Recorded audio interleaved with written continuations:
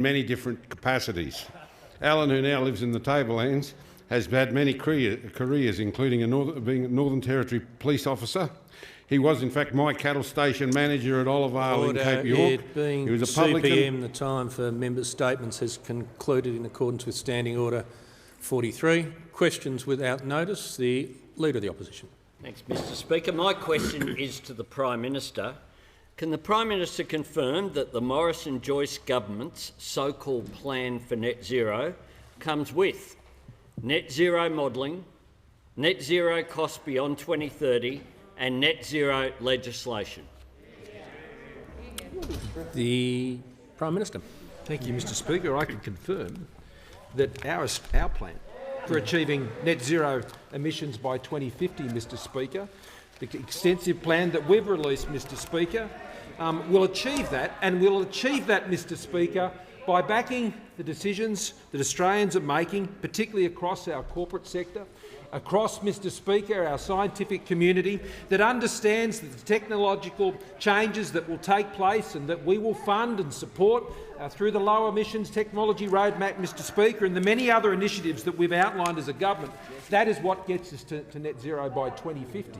What doesn't get us there, Mr Speaker, is taxes and mandates and laws telling people what to do and what they can't do, Mr Speaker, on their farms, in their businesses, in their factories, in their homes, Mr Speaker. That's not what our plan does. The reason Labor doesn't like our plan, Mr Speaker, is because there's no taxes in it. They don't like our plan, Mr Speaker, because there's no mandates telling people what to do and regulations trying to control their lives. That's why Labor doesn't like our plan, Mr Speaker. Mr Speaker, our commitment was set out at the last election. We said we would have a 26 to 28% reduction by 2030.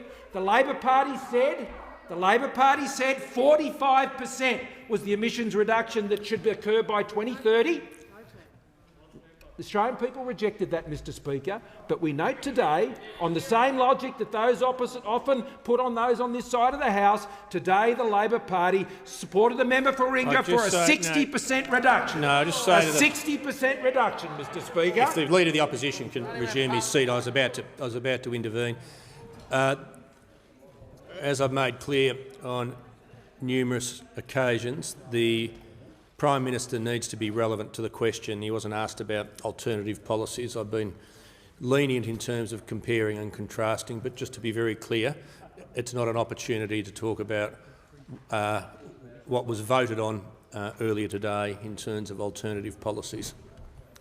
Thank you, Mr Speaker. So, the building blocks of the plan which we outlined yesterday, Mr Speaker, the emissions reduction fund, some $2.5 billion, the top-up of that fund by a further $2 billion, the delivery of Snowy 2.0 at $1.4 billion, Marinus Link, Mr Speaker, the energy efficiency improvements, the grid reliability fund, some $1 billion on energy generation, storage, transmission and grid transitions, the hydrogen industry development plan of $1.2 billion, the carbon capture and storage hubs, which we believe, Mr Speaker, on this side of the House, Labor is voting against carbon capture and storage, Mr Speaker, in this parliament, the ARENA funding of $1.4 billion, continued funding and an expanded mandate, the gas-fired recovery projects, the King Review safeguard mechanism, Mr Speaker, the international technology partnerships, some $565 million, with India being added to those, Mr Speaker, with Japan, the United Kingdom and others, Mr Speaker, Germany. So these are the initiatives the government is undertaking to get to net zero by 2050. We still don't know what their 2030 target is, and they don't have a plan for any of it. The member for Barker. Thank you, Mr Speaker. Mr Speaker, my question is to the Prime Minister. South Australians, like those in communities across Barker, will soon look forward to their borders reopening so families can reunite, businesses can ramp up and more people can get back to work. Will the Prime Minister please update the House on how this news demonstrates the Morrison government's national plan is working so we can safely live with the virus and build a stronger Australia? The Prime Minister has the call. Thank you, Mr Speaker. I thank the member for Barker for his question. As a proud South Australian, he'll be proud of his state today because today South Australia exceeded 80% on first dose vaccinations. Australia has now passed the United Kingdom on first dose vaccinations across whole of population. Mr Speaker, we have had one of the lowest fatality rates of COVID-19 in the world. We have had one of the strongest, particularly amongst advanced economies, going through COVID in the world, and we're on track, Mr Speaker, to have one of the highest vaccination rates in the world. And today, Mr Speaker, we know that the TGA has approved the go forward on the booster program, Mr Speaker, for our vaccinations. And I was talking to Jane Malashak today. You may remember Jane out of the Marion. She joined me for that first dose of the vaccine, Mr Speaker, and we spoke about getting together again for that booster shot, which we'll be able to have, Mr Speaker, as the plan is rolled out by the Minister for Health together with Professor Murphy, Mr Speaker, and we will continue that program. She was particularly pleased to hear that within about a week and a half, Mr Speaker, that Australia is likely to hit 80% double-dose vaccination around the country, which is in line, Mr Speaker, with what the Minister for Health and others were saying at the beginning of this year. So, Mr Speaker, that program means that we're able to open up.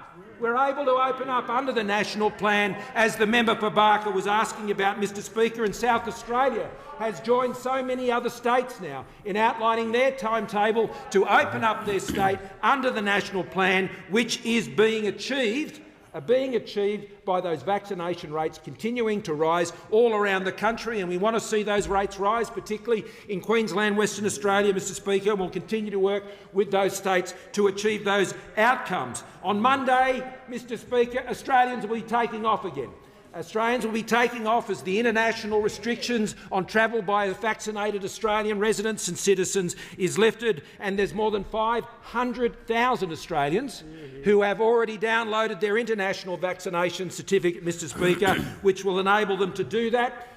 We'll be concluding very, very shortly our arrangements with Singapore, which we'll see next month, particularly students, Mr Speaker, and business travellers being the first to come to Australia out of Singapore who are double vaccinated, and we welcome the announcements made today in Singapore about Australians being able to travel there from the 8th of November. And by the end of the year, Mr Speaker, I fully anticipate that we'll be able to achieve seeing international visitors, including backpackers, Mr Speaker, who are double vaccinated, being able to come back to Australia, and I know that'll be great news to the Minister for Agriculture in particular and the many others around the country who rely on them. The national plan, Mr Speaker, is working. Australia's taking off on Monday, Mr Speaker. Australia has passed the UK in single-dose vaccinations. We are moving forward strongly under the national plan.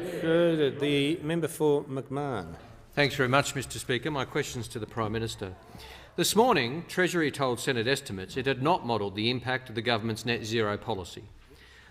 Why didn't the Prime Minister ask Treasury to model the impact? Why won't the Prime Minister release the modelling he claims to have? The Prime Minister has the call. Modelling will be released in the next couple of weeks, Mr Speaker. The Department of Industry, Science, Energy and Resources is the department that does the modelling on this work, Mr Speaker, and was supported by that work by Treasury, and I'll ask the Treasury to update further. Member for Kingston Smith and others. The Treasurer. Well, thank you, Mr Speaker. Well, Treasury did provide advice to DISA, who undertook the modelling. In fact, they seconded Treasury officials to DISA for the purposes of assisting with that modelling, and my department stayed in close contact with DISA throughout that modelling process.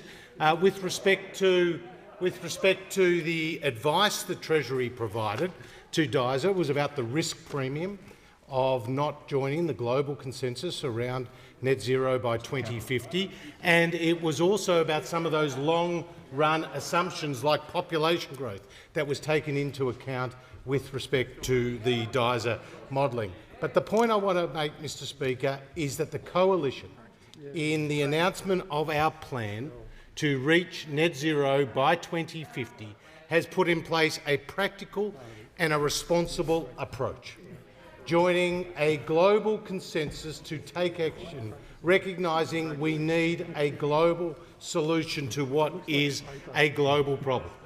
And we have been able to reduce emissions by more than 20% since 2005, and at the same time strengthen our economy, grow our economy by around 45% in that time, and seen an additional 3 million people in work, Mr Speaker. So our commitment is what we have delivered in the past and we will deliver again in the future, which is lowering emissions and strengthening our economy and creating more jobs.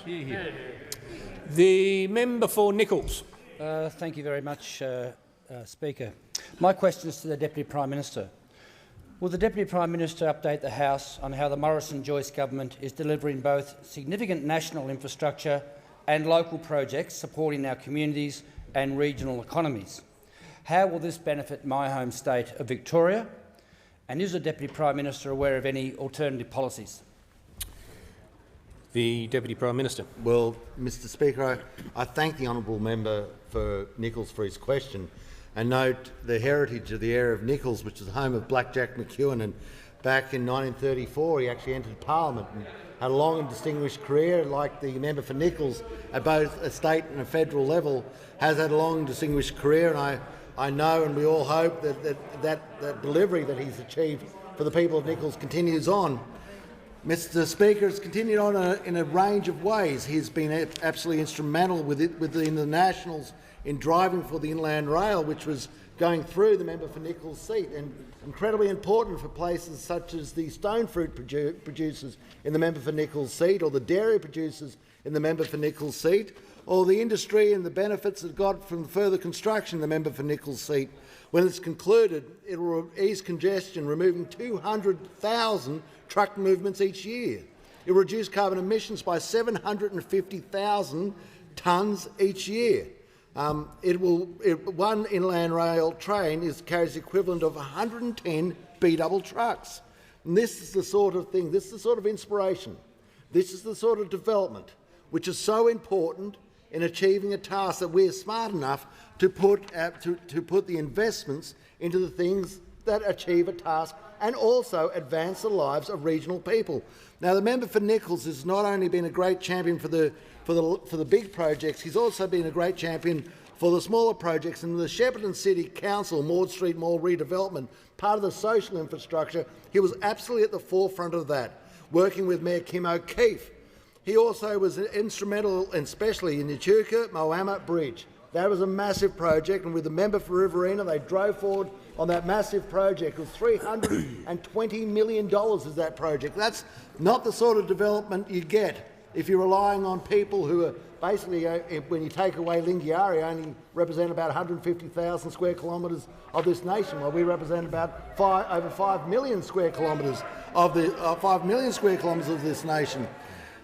But, Mr Speaker, he talks about alternate policies, and very important, because one of his greatest concerns, I imagine, especially around the stone fruit growers and the dairy farmers, is if legislation came in which were further laws that restricted their capacity, that imposed on their lives, that restricted their freedoms and their capacity to grow. And there's only one side of the chamber that's talking about bringing in legislation. In fact, the only thing we know they're bringing in, we don't know about anything else, is the Labor Party they're going to bring in the legislation. The legislation because they just don't believe in the ingenuity and they don't believe the freedoms of the individual. They believe that what resides with the member of Grayndler is the capacity to look after the people in Shepparton with legislation, laws and penalties. The Deputy Prime Minister's time has concluded. The Leader of the Opposition. Thanks, Mr Speaker. My question is to the Prime Minister, and I ask simply, will the Prime Minister now table the modelling for his so-called net zero plan? The Prime Minister. Thank you, Mr Speaker. The modelling will be released in the next few weeks, Mr Speaker. I've made that very clear. Very clear when we're releasing the modelling, Mr Speaker. I look forward to the modelling being Members released. on my left. When those opposite ever come up with a plan, Mr Speaker, they won't even tell us what their 2030 target is before Glasgow. I don't know what they're waiting for, Mr Speaker.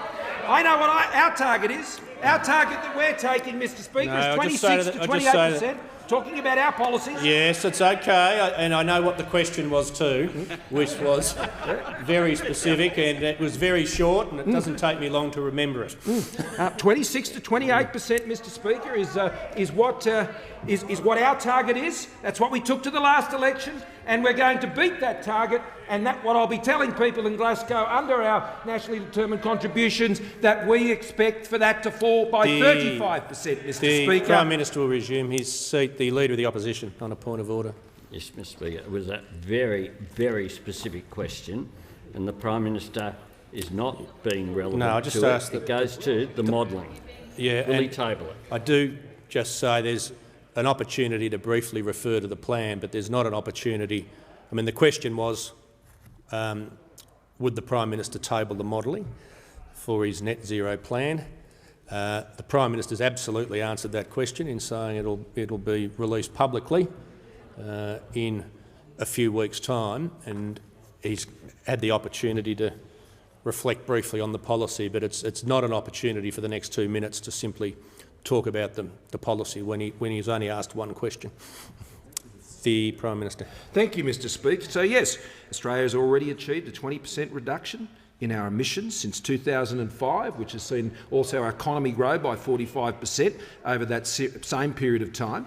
And, Mr. Speaker, we are forecasting, projecting in our nationally determined contribution at Glasgow that we will beat that 26 to 28% target, and our emissions reduction by 2030 will be 35%. That's what we anticipate that to be, based on the work that has been done under the transparent process which the government has been long engaged in. And we know that under our plan, Mr. Speaker, by the end of that Prime forecast Minister, period, yeah, I'm talking about the modelling. No, actually that wasn't clear.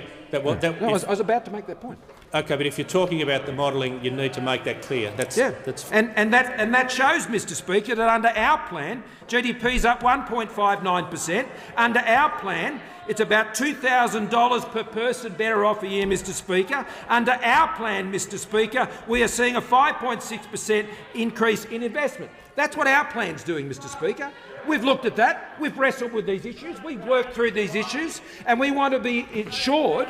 We want to be assured, Mr. Speaker, that these outcomes can be achieved, particularly for rural and regional Australia. We've done the work to satisfy ourselves on that. We've done the work to satisfy ourselves that we can reach net zero by 2050 and grow our economy and support rural and regional economies, Mr. Speaker. We're confident about that. That's why we're taking it forward. The Labor Party's not confident about anything. No, they don't even have a target for 2030. This is not an opportunity to talk about alternative policies. The member for Kennedy. Treasurer, in 30 years, per capita net national income has risen only 130%, yet housing and motor vehicle prices have risen over 600% and food over 230%. Affordable living now being beyond many Australians. Wouldn't the deregulation of building codes and land subdivisions, along with the capping down to 100%, the current unconscionable farm gate to family markup of 300% on food, wouldn't these measures stop 30% of our families collapsing into poverty? The Treasurer. Thank you, Mr. Speaker. I thank the member for Kennedy for his question, and I understand he's talking about cost of living, and it is true that a lot of Australians are doing it tough right now, particularly as a consequence of the largest economic shock since the Great Depression. But I can inform the member, and indeed the House, that household disposable income is up 5.8% since the start of the pandemic, Mr. Speaker. And this is because we as a government have put around $300 billion of support into the economy, direct economic support for families and for businesses.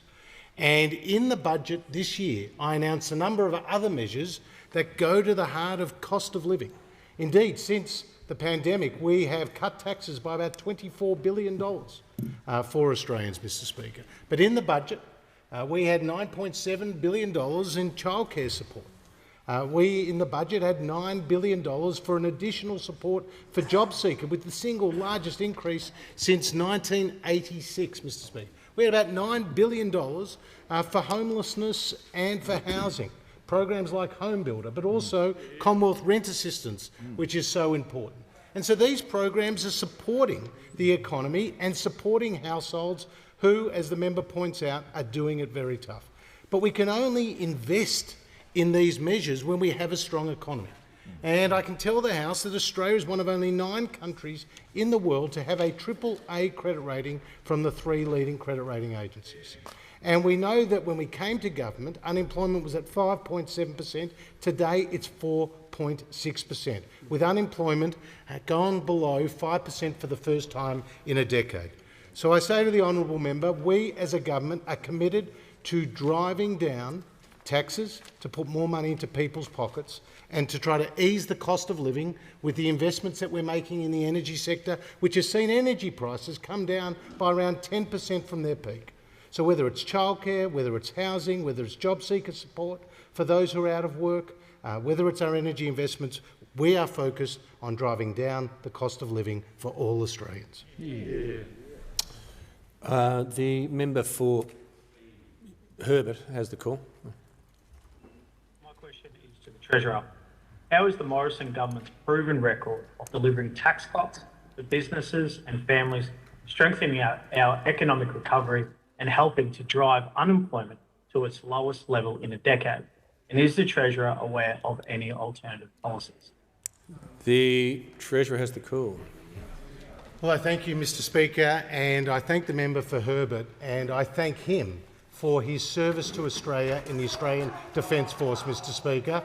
Somebody who was injured in Afghanistan, someone who's worn the uniform with pride, and someone who represents Australia's largest garrison city in Townsville, Mr Speaker, and supports our veterans. So we say thank you to the member for Herbert, and I thank you for this question. And he recognises that this side of the House, the coalition, Liberals and Nationals, are committed to creating more jobs and driving down taxes, Mr Speaker.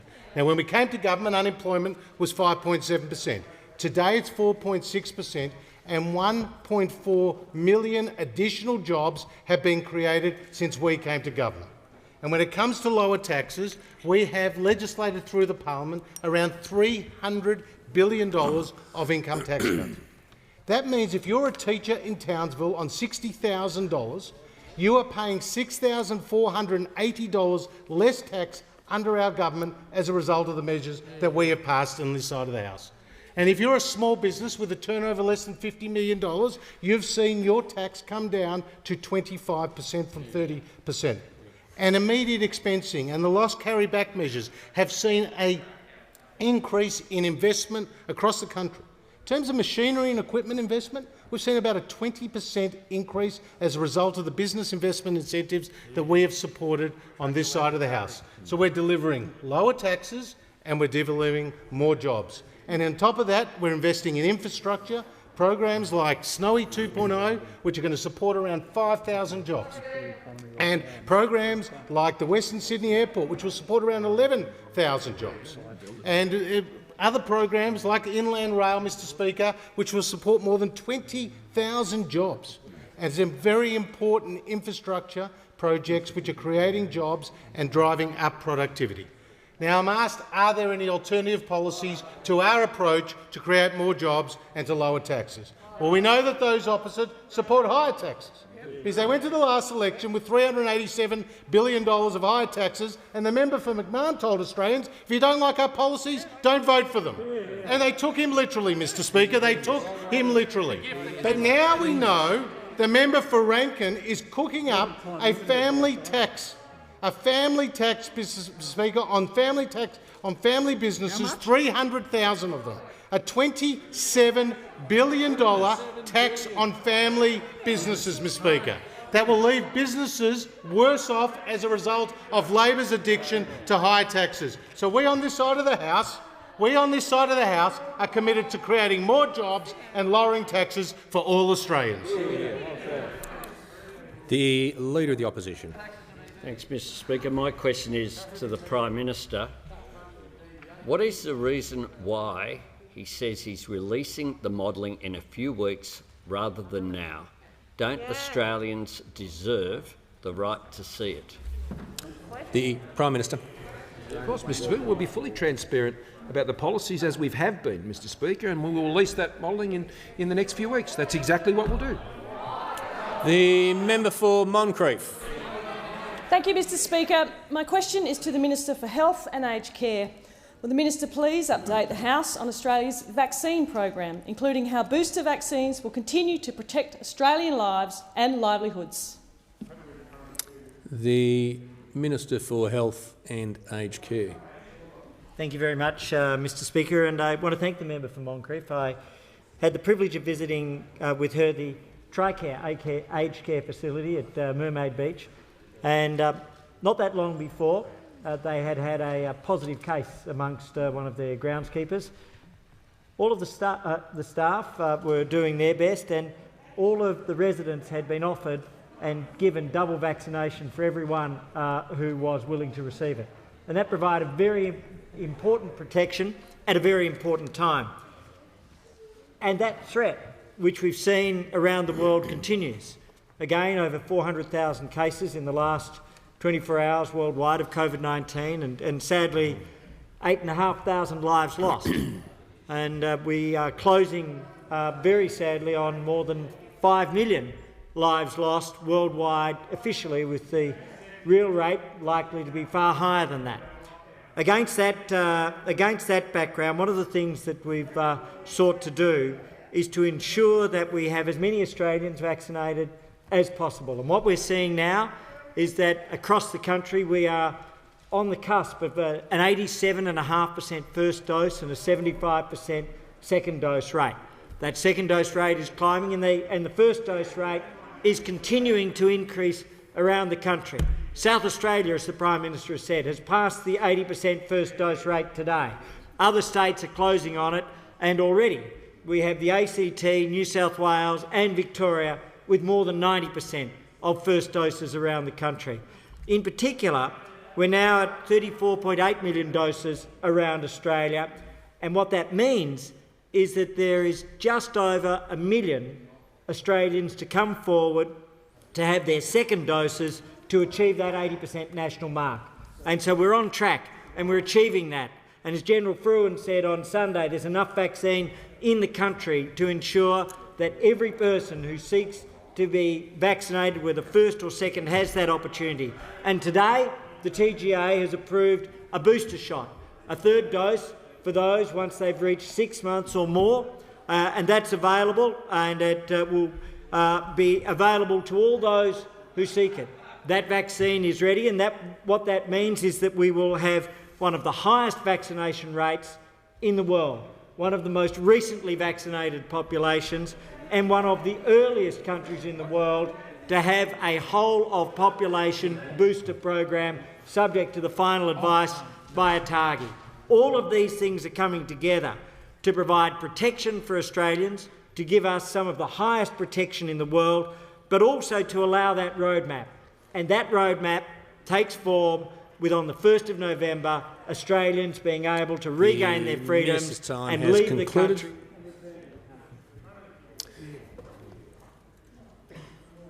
The Deputy Leader of the Opposition. Thank you, Mr Speaker, and my question is to the Deputy Prime Minister, and I refer to his previous answers on net zero in this House. Can the Deputy Prime Minister confirm he signed up to net zero without seeing any Treasury modelling on the impact on regional Australia? The Deputy Prime Minister has the call. Well, Mr Speaker, I thank the honourable member for his question. Just while I've been sitting back there in regards to this plan, I'm very encouraged by some of it, because for the long-term prospects for Australia's coal and gas sectors will depend on preferences from customers. I understand that. And the DISA modelling, which is on the next page, I just want to go through it. Coal metallurgical global ranking #1, coal thermal global ranking #2, LNG global ranking #2, iron ore #1, uranium #1, lithium #1, zinc #2 and copper #3. This is great. And I just had a look at it for the honourable member. The source, DISA Resources and Energy Quarterly, September 21. It's modelling. I'm very happy. I believe the people at DISA are probably proficient enough, probably a little bit better than me in determining those incredible rankings. I'm happy we've got them. I'm very encouraged by making sure that in working with my National Party colleagues that we talk about that we will remain one of the world's biggest producers and exporters of liquefied natural gas. And this is a great outcome. It talks about the ongoing use of coal. In fact, it talks about, I think, merely a 6% decline over the near future. But that belies the fact that currently we're exporting more coal at a higher price than we ever have before. The modelling seems pretty good. The modelling seems pretty good. The member for Groom. Thank you, Mr Speaker. My question is to the Minister for Industry, Energy and Emissions Reduction. Will the Minister outline to the House how our plan for net zero by 2050 will ensure that we strengthen our industries and create jobs as we bring down our emissions? And is the Minister aware of any alternative approaches? The Minister for Industry, Energy and Emissions Reduction. Well, I thank the member for Groom for his question. Thank you, Mr Speaker, and for his continued support for a technology-led approach to reducing emissions. As the member for the area in and around Toowoomba, he represents one of the great energy and agricultural hubs of the world, Mr Speaker, and he, like so many of his constituents, understands that technology-led approaches to reducing emissions using technologies like hydrogen, carbon capture and storage, regenerating our soils is the key to maintaining a strong economy, strengthening our economy and bringing down emissions at the same time. And that's our plan, Mr Speaker. We've laid it out. Few countries in the world have, and those opposite certainly haven't, Mr Speaker. It's a plan that focuses on doing things the Australian way, Mr Speaker, the Australian way. It builds on the policies and initiatives that we've been announcing over a long period of time, including in recent months, Mr Speaker, and as a result of those policies and initiatives, emissions are more than 20% down since 2005. That's at a time where the economy has grown by 45%. And get this, Mr Speaker, exports during that time, when emissions have come down by 20.8%, exports have grown by more, product exports by more than 200%, Mr Speaker. That's success. That's what works. And our plan is about using what works. It respects the choices of Australians, households and businesses. And this is so crucial, Mr Speaker. Their right to choose. Their right to choose. The right of farmers to choose how they want to farm. The right of Australians to choose the vehicles they want to drive, the food they want to eat, Mr Speaker. It's a plan for prosperity and for the regions to excel, Mr Speaker. But I am asked about alternatives. And the alternative is those opposite. Seven times they've voted against the technology-led approach. The Leader of the Opposition describes it as absurd, but worse, Mr Speaker, time after time they have refused to tell Australians what their 2030 target is. But today they came into the place. Today they came into this place and they voted for a 60% emissions reduction target, Mr Speaker. Voted for a 60% emissions reduction target. Now, it's true the Leader of the Opposition described the member for Maribyrnong's target of 45% as a mistake. What no one realised is he was in favour of a 60% target, Mr Speaker.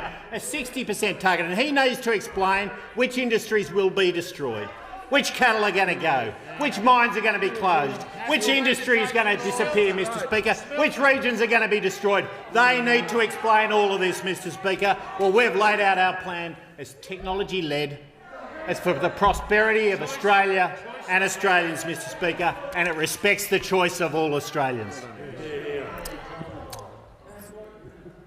The Deputy Leader of the Opposition. Thank you, Mr Speaker. My question is to, again, the Deputy Prime Minister, and I refer to his previous answer.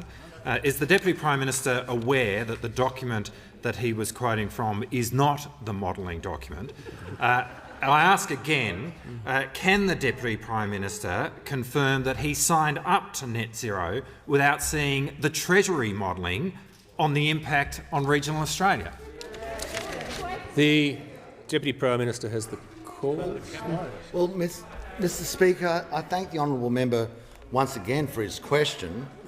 And throughout the document, it's talking about the DISA modelling, and I imagine DISA know what they're doing. I suspect they might know more than the honourable member himself, as, I don't know, maybe he's an expert in linear regression analysis, and maybe he can give us a little speech on the Rapson-Newton theory and go through a whole range of his acumen in this area.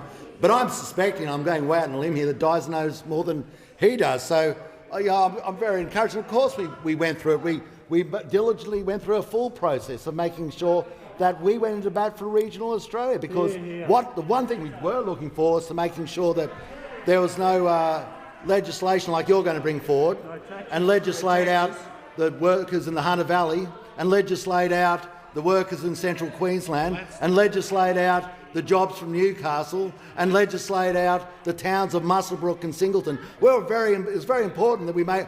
Now, I knew that would get under your skin. I knew that.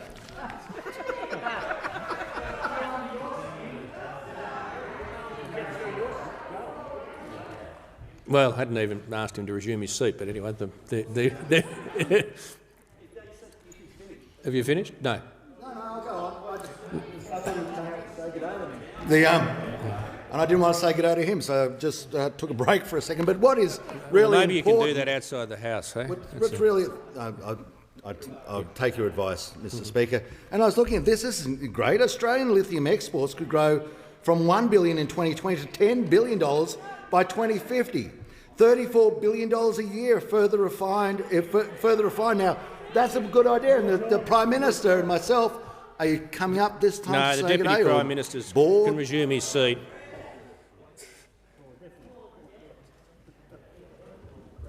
The Manager of Opposition Business on a point of order. On direct relevance, the question goes to the modelling document. It's in two parts. Both refer to the modelling document, and the Deputy Prime Minister is not referring to it at any point. The Deputy Prime Minister was asked about his previous answer about that document and a separate modelling document that the Prime Minister said will be released in the next couple of weeks. I've allowed him to talk about the modelling he's seen, but he needs to really either come back to the question or wrap up his answer. Mr. Speaker, it is not exceptional that you trust competent modelling agencies. It's not exceptional that you would think that DISA was competent at their job, that McKinsey was competent at their job, that the departmental officials didn't walk in off the street, and so even unless you've got the expert knowledge, which I presume the member for Watson doesn't have, then it would be better to rely on the people who are expert on it, and that's people such as DISA. The member for Curtin. Thank you, Speaker. My question is to the Minister for Industry, Energy and Emissions Reduction. Will the Minister update the House on how the Morrison government is investing in technology we need to reduce emissions both here and around the world? And is the Minister aware of any alternative approaches? The Minister for Industry, Energy and Emissions Reduction. Well, thank you, Mr. Speaker, and I thank the member for Curtin for a question. As a former Vice-Chancellor and researcher, she knows the power of technology to solve hard problems in Australia and around the world, Mr. Speaker, and she knows that a technology-led approach is the right way to get to net zero by 2050 in a way that reconciles a strong economy, job creation, investment, Mr. Speaker, with bringing down emissions. And she trusts the Australian people that when low emissions technologies come to cost competitiveness, they deploy them. And they're doing exactly that in her electorate, Mr. Speaker. They are doing exactly that in her electorate, where there are 15,000 households with solar cells on the roofs, Mr. Speaker. Solar cells, I should say, where 90% of the cells around the world have Australian technology in them. We've shaped that technology, Mr. Speaker, and we've played an extraordinary role in bringing down emissions, not just here in Australia, but around the world. Now, we as Australians, trust our colleagues, our fellow Australians, to make the choices that are right for them about the vehicles they drive, the food they eat, Mr. Speaker, the electricity they buy.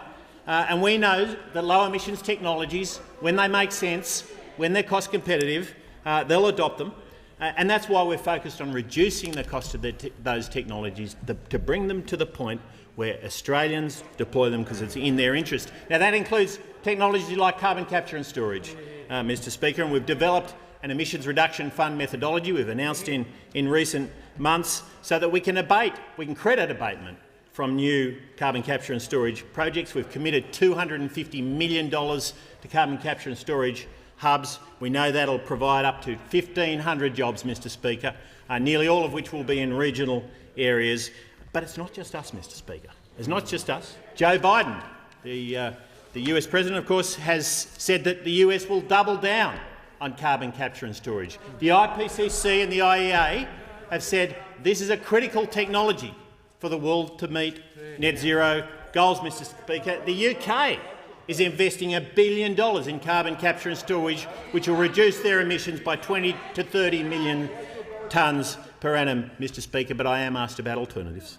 And the fact is that those opposite rule out technologies. They rule them out. They rule them out, like carbon capture and storage. They have voted time and time against technologies like these, Mr Speaker. And we know why. We know why. Because their real target is not net zero, Mr Speaker, it's zero. They want to see industries like agriculture, manufacturing and mining wiped out. No fossil fuels, they want them all gone, Mr Speaker. They want to see these industries wiped out. Well, that's not the Australian way. That's not the Australian way. We will reconcile right across regional Australia and the rest of Australia strong economy with emissions reduction. The member for Ballarat. Thank you, Mr Speaker. My question is to the Prime Minister. Why won't the Prime Minister legislate net zero by 2050? Is it because he's worried about members of his own government crossing the floor? Good question. The Prime Minister? No, Mr Speaker. No. Mr Speaker, our plan backs in what Australians are doing. We have met and we have beaten our Kyoto targets, Mr Speaker. They weren't legislated. They weren't legislated, Mr Speaker. We're going to meet and we're going to beat our Paris targets that we set at 26 to 28%. We had this discussion at the last election. Those opposite said they didn't believe that our plans would meet that target. They said it won't happen. Other commentators said it wouldn't happen, Mr Speaker. They said the same thing about our 2020 targets. Yeah. They made all the same criticisms and they made all the same noise that they're making today, Mr Speaker, about our plans for 2050. But guess what? We met 2020, Mr Speaker. There aren't that many countries that can say that they just didn't meet it, Mr Speaker, that we beat it by almost a full year of emissions by Australia, Mr Speaker. We beat that target in 2020, and in 2030, when we go to Glasgow, we'll be able to say that our projections, which are included in our nationally determined contribution, will see emissions reduced, we expect, by 35% by 2030. So, Mr Speaker, Australians know what our policies are, they know what they're designed to achieve, they know what they have met, Mr Speaker, they know how those targets have been beaten, and they know how we plan to get there with technologies, Mr Speaker, which we know will secure the outcomes that we're seeking to achieve. Australians, of course, want us to achieve net zero by 2050, Mr Speaker, but they don't want a blank cheque. They don't want to be signed up by a blank cheque, which is what the Labor Party want to do with their legislation, Mr Speaker. They don't want the mandates to come down and be told what to do, either on their farm or on their business or in their home or in their car. They want to be trusted, Mr Speaker. We trust Australians to be able to go forward and do these things, just like we trusted them to go out and get vaccinated. The Leader of the Opposition thought they had to be bribed to do that, Mr Speaker. We believe in the integrity of Australians and their commitment to do what's right by Australia. We don't think they need to be mandated. We don't think they need those sorts of things, Mr Speaker, because we know they want to achieve it,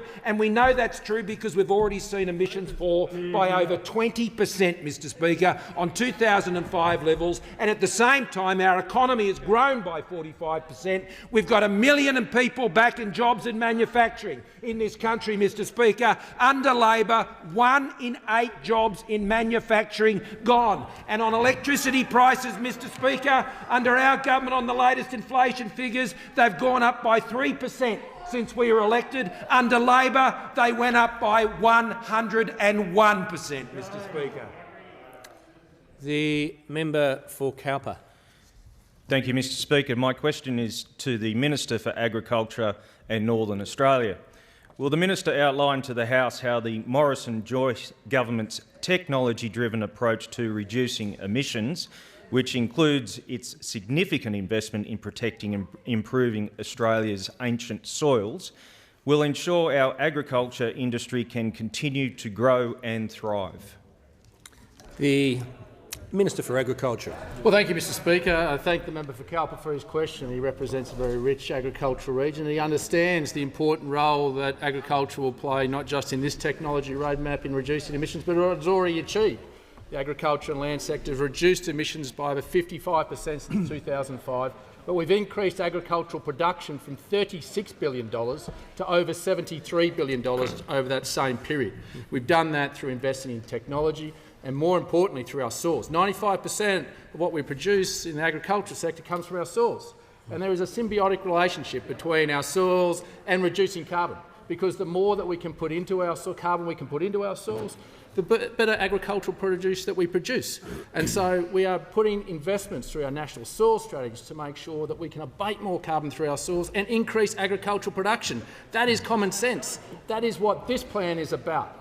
And we're doing that with specific programs like $67 million going to household waste, to work with councils to use organic waste and food waste to go into compost, to save and abate that carbon back into the soil to produce better crops, better protein, from using the just simple modems of working with councils in making sure we can use that carbon. We're also working with $20 million in the Science Challenge to ensure those gaps, those knowledge gaps in understanding our soils and how they can be used better to get better productivity. We have the best minds to be able to achieve that. Well, there's $120 million working with farmers to incentivise them to do more soils tests and to also use the data that came out of their previous soil tests to bring together a greater database, not just around carbon abatement but also the productivity of their land.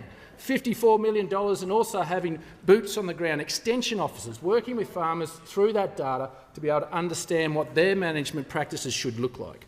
There's also $40 million for our soil CRC that is ensuring that the collection of this data is collaborated and used across sectors to ensure that the productivity and profitability of our farmers and the abatement of that carbon works to our farmers' advantage, but also to us reducing our emissions.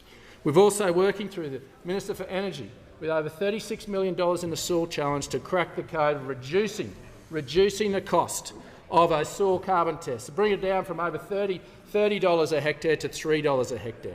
This will incentivise farmers to be able to take advantage of the more than 90 million hectares of agricultural production area that they can not only produce better crops, better protein, but they can also abate carbon and help us play an integral part of meeting our international commitments. That has the potential to actually abate nearly 90 million tonne a year in carbon abatement, going a long way to living up to our international commitments. This is a common-sense Australian way of solving an international problem and increasing Australian agricultural productivity along the way. The member for Wills. My question is to the Prime Minister. Can the Prime Minister confirm that nearly a third of the emissions reductions he hopes to claim for his net zero policy by 2050 come from technological innovations that don't exist yet, and global technology trends which are out of Australia's control? The Prime Minister has the call. Thank you, Mr Speaker. I can confirm that 15% of the emissions reduction that come as a result of the government's plan will be from global technology trends. Mr Speaker, I confirm that it includes 20% reductions that have already occurred. Mr Speaker, our policies have already seen a 20% reduction in emissions, which is greater than the United States. It's greater than the OECD average, Mr Speaker. It's greater than Japan. It's greater than Canada. It's greater than New Zealand, Mr Speaker. Australia's actions on reducing climate change, reducing emissions, Australia's outcomes in reducing emissions speak far louder than the claims and the words of others, Mr Speaker. I can confirm that 40% of those reductions comes from the technology investment roadmap technologies, which go to clean hydrogen and getting that under $2 a kilo, ultra low-cost solar at under $15 per megawatt hour,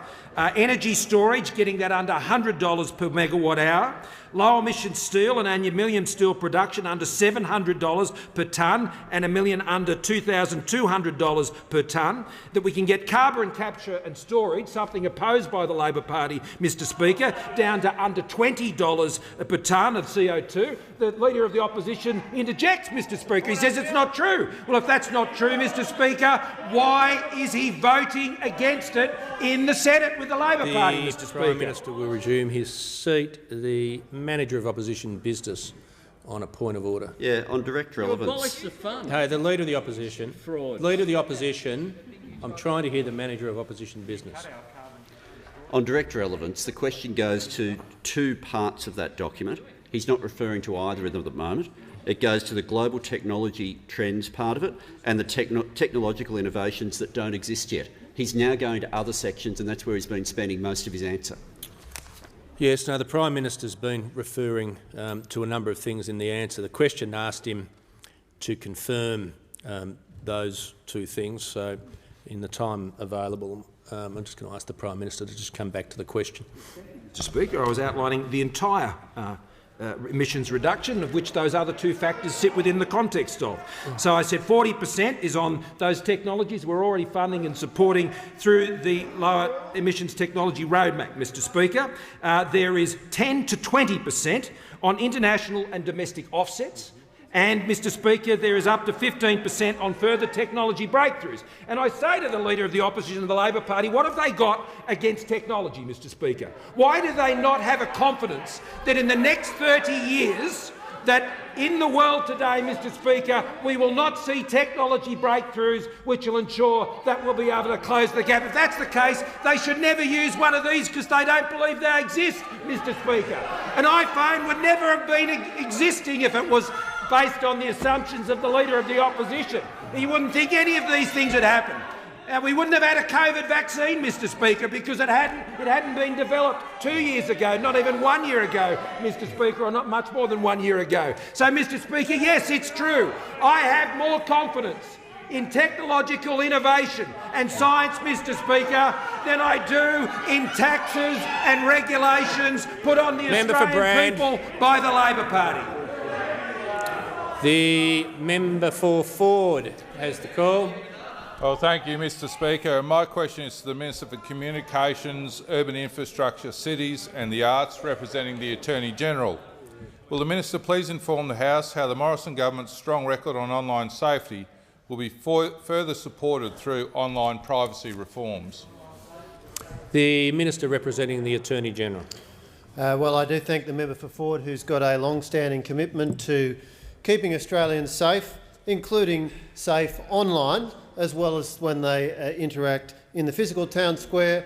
He's determined, as all on this side of the House are determined, that people should be safe when they interact in the digital town square as well. And just this week, we've seen further progress by this government in this important policy area with the release of an exposure draft designed to enable the creation of a binding online privacy code for social media services, data brokers and other large online platforms. And this is a great piece of work from the Attorney-General and the Assistant Minister to the Prime Minister for Mental Health.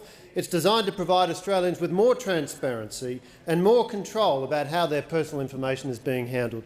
And critically, Mr Speaker, what's proposed under this code is that social media platforms operating in Australia will be required to take all reasonable steps to verify the age of users, to take all reasonable steps to verify parental or guardian consent for children under 16 years and require that the handling of children's personal information on their platforms is fair and reasonable, with the best interests of the child being the primary consideration. Mr Speaker, the Online Privacy Code is the next step in the Morrison government's cohesive and comprehensive plan to keep Australians safe online. It's the next building block in our defences, and it builds on our tough new Online Safety Act. It builds on our strong new industry codes to protect Australians against abhorrent and violent content. It builds on new powers to order tech companies to report on how they're keeping people safe and issue hefty fines of up to $550,000 for companies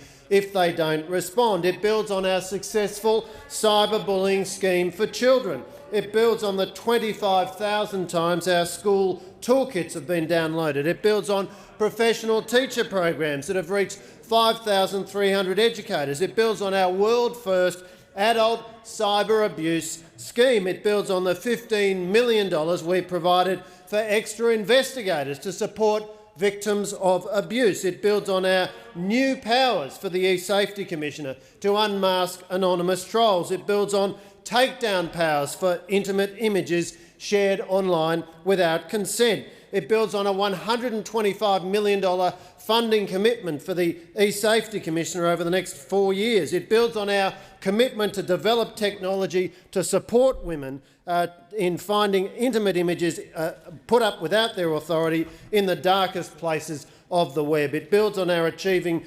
of reaching 1 million senior Australians through our Be Connected program. Mr Speaker, the Morrison government strongly committed to keeping Australians safe online and a whole series of practical measures to do that. The member for Sydney. Thank you, Mr Speaker. My question is to the Prime Minister.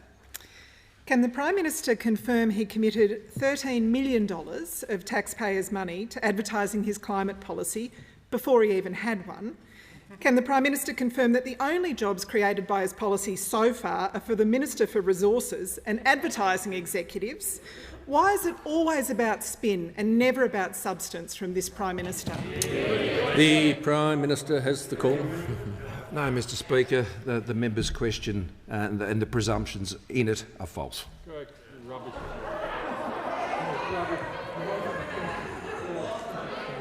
The member for Ryan has the call. Thank you very much, Mr Speaker. My question is to the Minister for Home Affairs.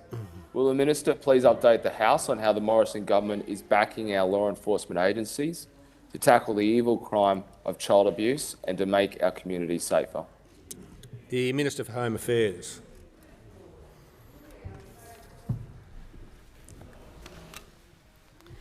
Well, thank you, and I thank the member for his question. And I recognise the significant work that he has done as chair of both the Parliamentary Joint Committee on Law Enforcement and also the Parliamentary Friends of ACE. Mr Speaker, nothing is more important than the safety and security of our children. And the Coalition Government has always been serious about tackling this insidious crime. Now, this morning we launched our country's first national strategy to prevent and respond to child sexual abuse. And this strategy, this new strategy, will further focus our work over the next decade. It includes over $131 million to resource our law enforcement efforts, which build on our record investment to establish the world-leading Australian Centre to Counter Child Exploitation.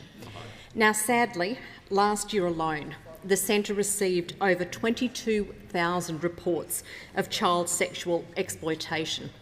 That's an average of over 60 a day. And we all know that not every instance would be reported. So that is a terrible statistic that we must all work hard to make sure that we can reduce. Now, clearly, with the COVID pandemic, there has been more opportunities for children to be online, and it's also an opportunity for predators to be out there grooming children. This is something that this government is very committed to doing its best to stamp out, and we're doing that by giving police and law enforcement agencies some pretty tough new powers. Mr Speaker, can I also say that this Friday is Day for Daniel, Australia's largest child safety education and awareness day, and I pay tribute to the work of Bruce and Denise Morecambe, who I met with recently. They worked tirelessly to make our community safer in the memory of their son. Their work is greatly appreciated by both ACE and the AFP, and I know that many Australians right around the country will be supporting Day for Daniel on Friday. The AFP and federal agencies will always be ready to support the work of state police forces when it comes to crimes against children. And they are currently doing that in the case of 4-year-old Cleo Smith, who disappeared from a campsite in Western Australia. Our thoughts are with the family, and I can assure them that the advanced capabilities of federal law enforcement are being deployed to aid local efforts to find Cleo. Australians can be certain that we will continue to equip our law enforcement and intelligence agencies with the tools and the resources that they need to combat this very serious crime, and especially crimes against children. The Leader of the Opposition on indulgence. Thanks, Mr Speaker. I associate the Labor Party with the comments of the Minister and encourage people to participate in the Day for Daniel, and congratulate all those involved in that day, and certainly along with the rest of the House and the rest of Australia, we all want to see young Cleo found safely. The member for Lilly. Thank you, Speaker. My question is to the Prime Minister. Will the Prime Minister support Labor's plan to cut taxes on electric vehicles, making them cheaper for Australian families?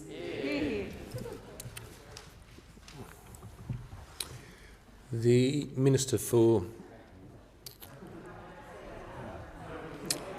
Industry has the call. Well, thank you, Mr Speaker. Well, Mr Speaker, I'm asked about our policy on electric vehicles, and our policy... Members on my left, the Minister was about 6 seconds in. Can I just listen to him for a second? Our policy is to facilitate the choice of all Australians. Choice, Mr Speaker. Now, as the cost comes down, with all technologies, they get deployed, Mr Speaker. They get deployed, and we encourage the global manufacturers of electric vehicles to keep driving those costs down, and our policy is focused on making sure the infrastructure is in place to support the choices of all Australians. And, Mr Speaker, we're making significant investment in that infrastructure. Indeed, through round one of the Future Fuels Fund, we're providing $25 million to ARENA to support more than 400 new charging stations, Mr Speaker. We are facilitating the choice of Australians. Those opposite think they know better, Mr Speaker. They want to make the choices for Australians. The member for Bass. My question's to the Minister assisting the Prime Minister and Cabinet. Will the Minister outline to the House the importance of the National Strategy to Prevent and Respond to Child Sexual Abuse, launched today by the Prime Minister with the support of every state and territory leader? The Minister assisting the Prime Minister and Cabinet. Thank you, Mr Speaker. I thank the member for Bass for her important and strong advocacy on these issues.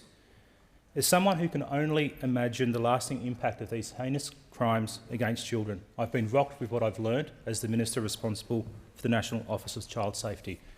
And that's why appropriately I acknowledge victim survivors, their advocates, their families, and those that work to support them. I also acknowledge Steve Irons, my predecessor, who did much of the work in this role. Sadly, Mr Speaker, the rate of child sexual abuse is increasing. Between 2014 and 19, Mr Speaker, the number of recorded sexual assaults against children and young people increased by 21%. That's from 13,353 to 16,140. Reports of online child sexual abuse has increased as well. During the COVID lockdown last year, that increased by 122%. Sadly, the reach of Australian perpetrators also extends overseas. We have no greater responsibility as a government to protect our children and to ensure their safety. Today, the Prime Minister and I launched the National Strategy to Prevent and Respond to Child Sexual Abuse. We announced $307.5 million for its initial implementation. This is over and above the commitments of the individual states and territories for them to fulfil their responsibilities. The National Strategy is a 10-year whole-of-nation framework for coordinating an approach to preventing and responding to child sexual abuse. It has the backing of all state and territory leaders. It aims to reduce the risk, extent and impact of child sexual abuse and related harms in Australia.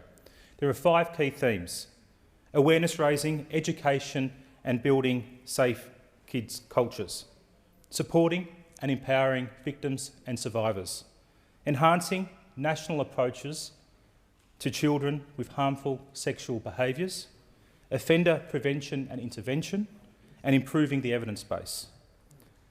This strategy responds to the 100 of the Royal Commission recommendations and goes further.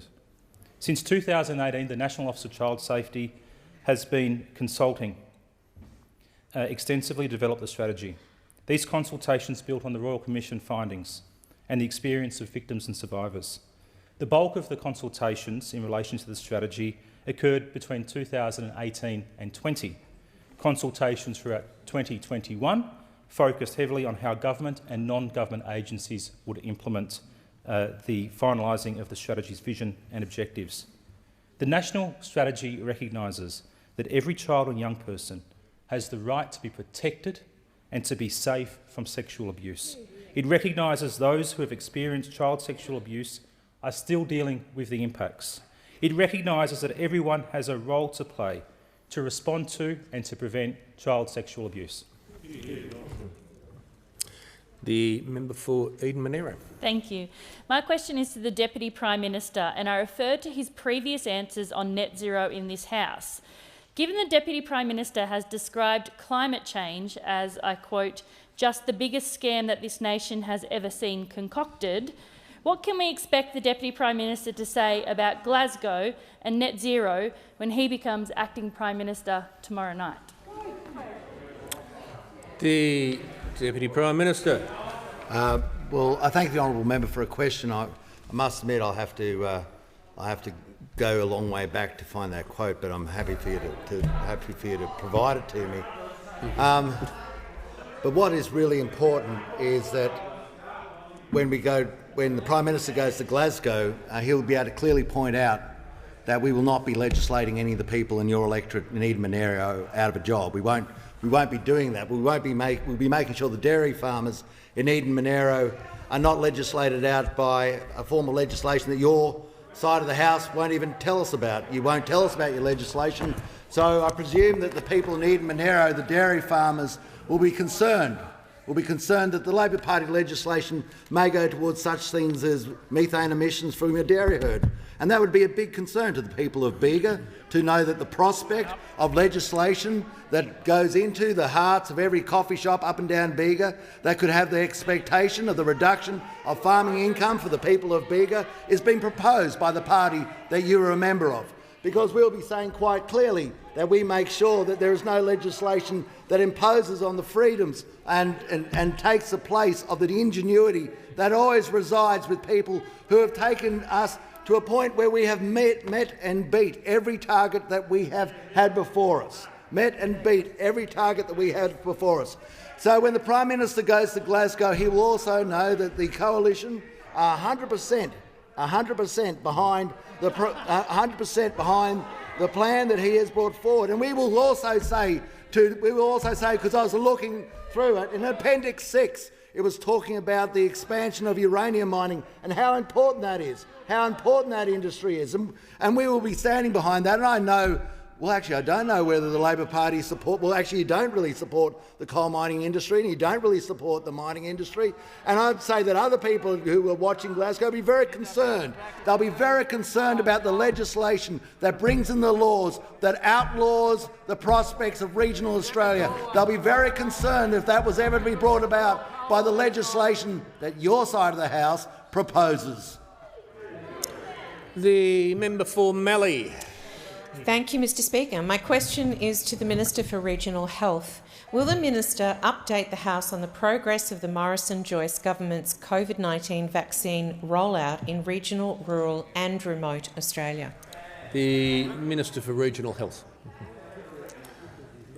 Thank you, Mr Speaker. I'd like to thank the member for Mallee for that question and compliment her both on her pre-parliamentary career as a social worker and setting up the Zoe Support charity, and she's been a dogged defender of the vaccine restrictions and cross-border problems that her constituents have had, and developed border bubble policies and the like.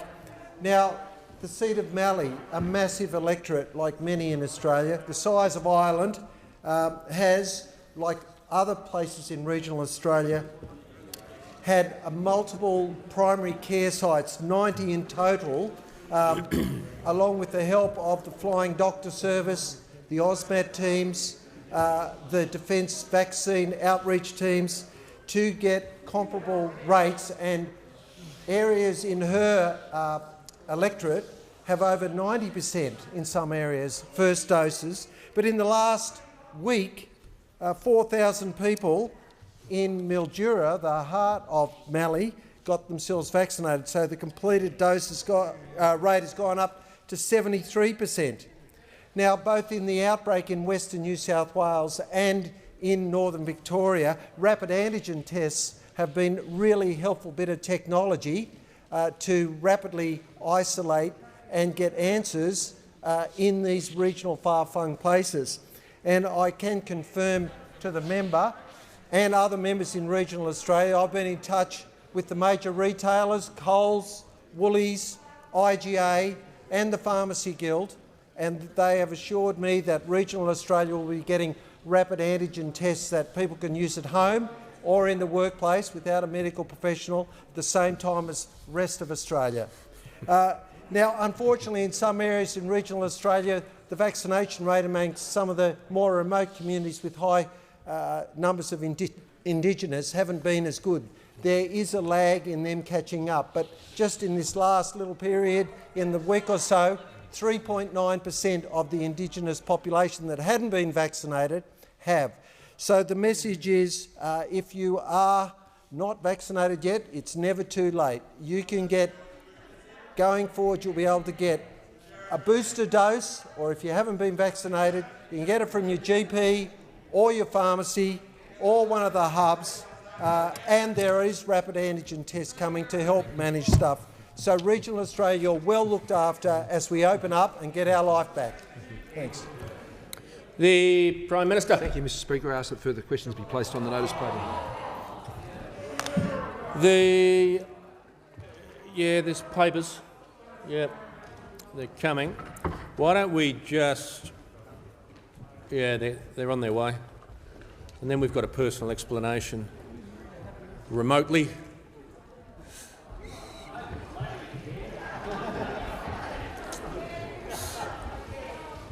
The Leader of the House with papers.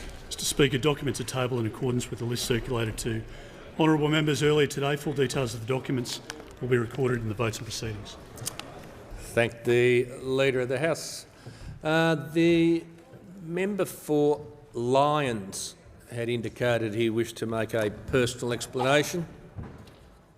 Thank you, Speaker. I do. Does the member claim to have been misrepresented? I do, Speaker. You may proceed. Thank you, Speaker. In yesterday's MPI, the member for Lyne